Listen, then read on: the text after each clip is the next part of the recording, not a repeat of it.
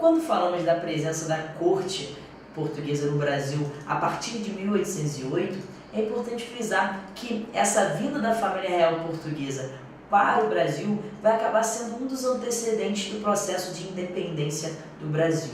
Ou seja, várias autonomias dadas ao Brasil, que o Brasil passou a experimentar a partir da vinda do Dom João VI para cá, vão fazer com que a colônia comece a viver, a respirar o ar da liberdade e não queira mais voltar à situação anterior. Por exemplo, quando Dom João VI chega no Brasil, ainda na Bahia, ele já decreta a abertura dos portos às nações amigas, ou seja, aceitando as pressões inglesas, ele acaba diminuindo o impacto do Pacto Colonial no Brasil. É o fim do Pacto Colonial no Brasil a partir do momento que ele abre os portos brasileiros. Além disso, tem a inversão administrativa, que é a transferência dos órgãos de administração de Lisboa aqui para o Rio de Janeiro, né? O Rio de Janeiro passa a ser o centro administrativo de todo o Império Português, além das várias modificações na colônia, como as modificações culturais, com a vinda da missão artística francesa, como a gente vai ter também a questão da criação da Biblioteca Real, da Academia Real Militar, a fundação do Banco do Brasil, né? Ou seja, um novo sistema bancário aqui no Brasil. Toda essa autonomia trazida pela vinda da família real aqui para o Brasil vai acabar sendo importante nesse processo de independência do Brasil. Vamos ver a questão como isso pode cair no Enem. Entre os eventos que antecederam a independência política do Brasil e propuseram ou criaram condições para a autonomia, podem-se mencionar: alternativa A, as iniciativas da coroa portuguesa no Brasil no início do século XIX, como a permissão ao comércio internacional sem mediação da metrópole e a criação do sistema bancário oficial.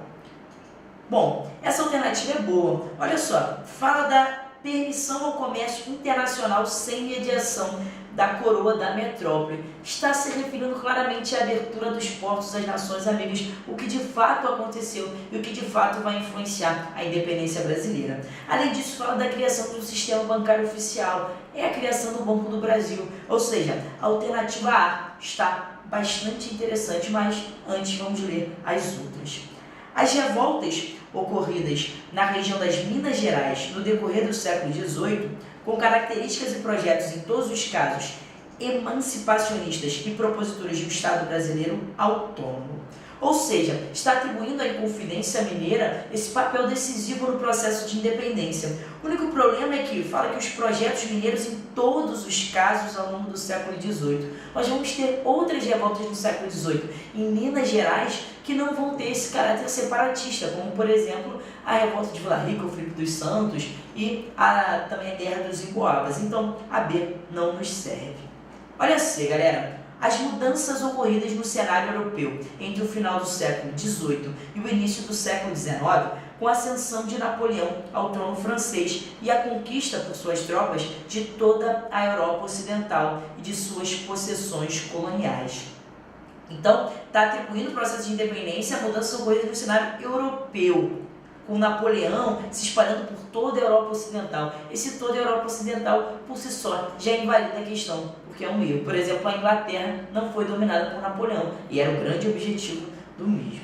D. As ações de grupos de comerciantes da colônia, desde o início do século XIX, desejosos de ampliar sua independência comercial e de estabelecer vínculos diretos com países do Ocidente Europeu e do Extremo Oriente.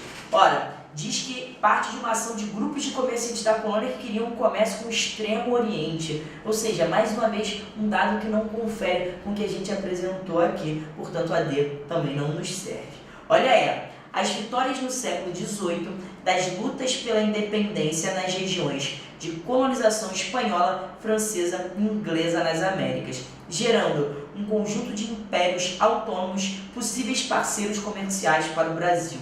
Galera, a descolonização espanhola a gente não pode atribuir ao século XVIII, é no século XIX, a partir exatamente da era napoleônica, das invasões napoleônicas. Então, a E também não está correta. Portanto, ficamos com o gabarito letra A.